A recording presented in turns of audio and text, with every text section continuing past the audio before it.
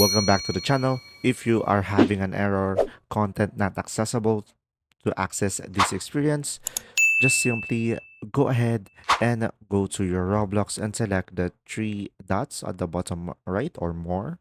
Now scroll down a little bit and just simply go for the settings over here. Now here on the settings, guys, you can just simply go ahead and select privacy and content restrictions.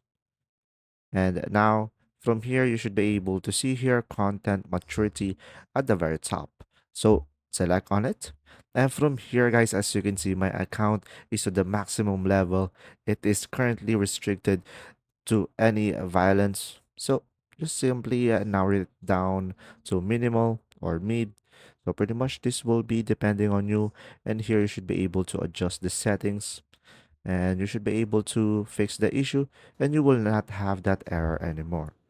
And that's simply about it. Just simply follow the steps. And if you have any questions, just simply go ahead and comment down below and we will do our best to answer them all. And thanks for watching.